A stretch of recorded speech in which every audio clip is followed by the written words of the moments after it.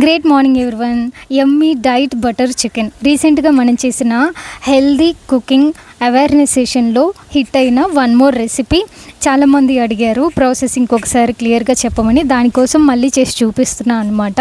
దీనికోసం ముందుగా చికెన్ తీసుకుని నీట్గా క్లీన్ చేసి ఎలాంటి మాయిశ్చర్ లేకుండా, అంటే మరీ డ్రై కాదు, జస్ట్ వాటర్ లేకుండా పెట్టేసుకుని దానికోసం గ్రౌండ్ మసాలాస్ కోసం హంకర్డ్, అట్లానే గరం మసాలా, ధనియాల పొడి, కారం, పసుపు, అల్లం వెల్లుల్లి పేస్ట్ ఇవన్నీ రెడీ చేసి పెట్టుకొని నీట్గా మిక్స్ చేసి ఆ మసాలాస్కి ఈ చికెన్ని యాడ్ చేసి మ్యారినేట్ చేసి ఉంచుకోండి. లెమన్ జ్యూస్ కూడా యాడ్ చేసుకోండి.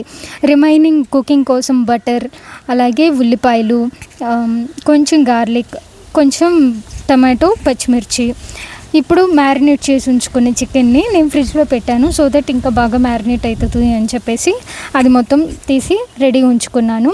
ముందు బేస్ గ్రేవీ కోసం ప్యాన్ ప్రీహీట్ చేసి అవి కుక్ చేస్తున్నా. ఇక్కడ ఆయిల్ వేసుకోవచ్చు, ఆప్షనల్, బట్ ఆయిల్ వేయకపోయినా కూడా మన కుక్వేర్ అందులో ఉండే న్యాచురల్ వాటర్ కంటెంట్కి ఎలా కుక్ చేస్తుంది అని చూపించడం కోసం ఇలా చేస్తున్నాను అనమాట. జస్ట్ లిడ్ క్లోజ్ చేసి సిమ్లోనే కుక్ చేస్తున్నాను.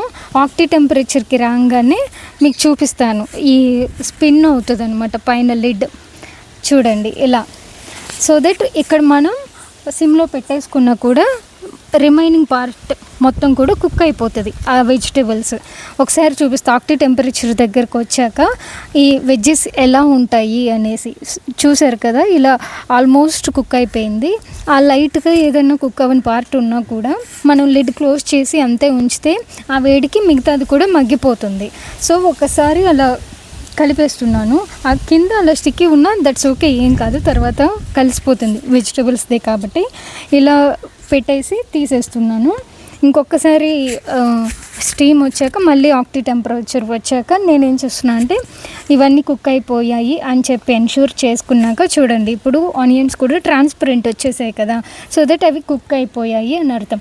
అప్పుడు వీటన్నిటినీ కూడా తీసి వేరే బౌల్లోకో ప్లేట్లోకో ట్రాన్స్ఫర్ చేసుకొని కూల్ చేసుకొనిద్దాం. అది కూల్ అయ్యి మిక్సీ పట్టుకొని గ్రైండ్ చేసుకునే లోపు మనకి ఆ టైంలో చికెన్ కూడా కుక్ అయిపోతూ ఉంటుంది. సో దట్ మన రెసిపీ ఫాస్ట్గా చేసుకోవచ్చు, ఎక్కువసేపు కిచెన్లో టైం స్పెండ్ చేయకుండా నుంచోకుండా. ఓకేనా? ఇప్పుడు ఇదే ప్యాన్కి బటర్ యాడ్ చేసుకొని అది ఆ బటర్ మొత్తం కూడా గ్రీస్ చేస్తున్నా, ప్యాన్ అంతా ఈక్వల్గా స్ప్రెడ్ అయ్యేలాగా. ఈ కుక్వేర్ చికెన్కి ఎంత టేస్ట్ ఎన్హాన్స్ చేసింది అంటే, ఎందుకంటే ఇది థిక్ బాటమ్ ఉండటన హీట్ కూడా చాలా ఈవెన్గా స్ప్రెడ్ అవుతుంది, ప్రతి పీస్ కూడా చాలా బాగా కుక్ అవుతుంది. సో ఇప్పుడు ఇలా బటర్ గ్రీస్ చేసుకొని దానికి మ్యారినేట్ చేసి ఉంచుకునే చికెన్ని యాడ్ చేశాను. ఈ మ్యారినేట్ చేసి ఉంచుకునే చికెన్ని బటర్కి యాడ్ చేసి ఒకసారి మొత్తం కలిసేలాగా తిప్పేసుకొని మళ్ళీ లిడ్ క్లోజ్ చేసుకొని టిల్ ఆక్టి టెంపరేచర్ వచ్చే వరకు కూడా అలానే లిడ్ క్లోజ్ చేసి మంచిగా కుక్ అవనిద్దాం. ఇక్కడ నేను ఎక్కడ వాటర్ యాడ్ చేయట్లేదు చికెన్ కుక్ అవ్వటానికి. ముందు దానిలో ఉండే వాటర్తోనే అది చాలా బాగా ఈవెన్గా కుక్ అయిపోతుంది. అన్ని పీసెస్ కూడా ఈవెన్ బ్రెస్ట్ పీస్ మనకి పంటికి పట్టేసుకొని నవలలేకుండా ఉంటాం. కొంతమంది ఇంట్లో ఎంత వాటర్ వేసి ఎలా కుక్ చేసినా అది కంప్లైంట్ వస్తూ ఉంటుంది, ఎస్పెషల్లీ పిల్లలు తినలేరు.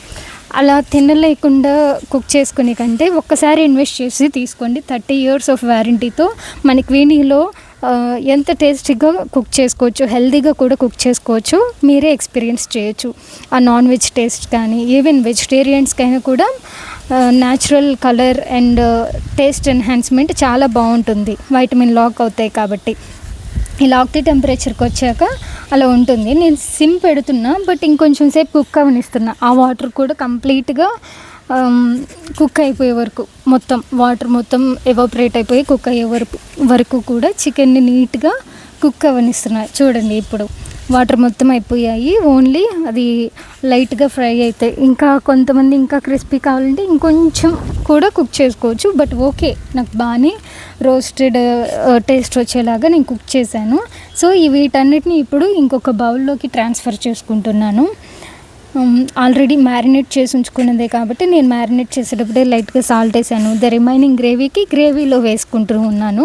సో ఇందాక ఇప్పుడు పేస్ట్ చేసి ఉంచుకున్నాం కదా కుక్ చేసిన టొమాటో, ఆనియన్, ఇవన్నీ దాన్ని ఇప్పుడు యాడ్ చేసుకొని అట్లానే డైట్ సీడ్ పౌడర్ కూడా ఒక టేబుల్ స్పూన్ వరకు వేసాను.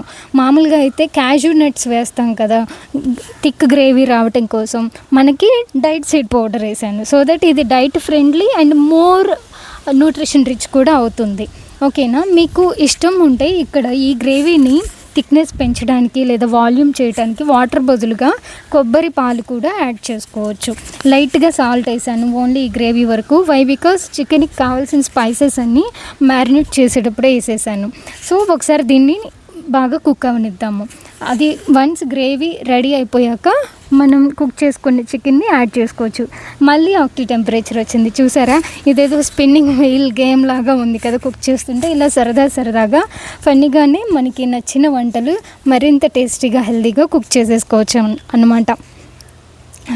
ఒకసారి మీకు తీసి చూపిస్తున్నా చూడండి, ఆయిల్ అలా లైట్గా పైకి తేలుతూ బాగా కుక్ అయిపోయింది. సో ఈ కన్సిస్టెన్సీకి వచ్చాక మనం ముందుగా కుక్ చేసి పెట్టుకున్న ఈ చికెన్ని యాడ్ చేసుకొని ఇంకొకసారి అది అబ్జర్వ్ అయ్యేలాగా కలిసేలాగా ఒకసారి కుక్ చేసుకుందాం. సో దట్ కన్సిస్టెన్సీ నీట్గా వస్తుంది. కొత్తిమీర కూడా ఫైన్గా చాప్ చేసుకొని యాడ్ చేసుకోండి. ఫైబర్, ఫ్యాట్, ప్రోటీన్, అలాగే మనం యాడ్ చేసుకున్న ఈ డైట్ సీడ్ పౌడర్ నుంచి వచ్చే మైక్రో న్యూట్రియంట్స్, ఇది కంప్లీట్గా న్యూట్రిషన్ రిచ్ రెసిపీ అయిపోతుంది అనమాట మన ఫ్యామిలీకి. సో ఇంకొకసారి లైట్గా అలా లిడ్ క్లోజ్ చేసి కుక్ చేశాను. ఇది రెడీ అయిపోయింది. ఆక్టి టెంపరేచర్కి వచ్చేసింది. ఆక్టి టెంపరేచర్కి వచ్చాక స్టవ్ ఆపేసి మీరు ఆవిరి మొత్తం కూడా ఒకసారి సెటరేట్ అయిపోయే వరకు జస్ట్ అలా సెట్ అవ్వనిద్దాం.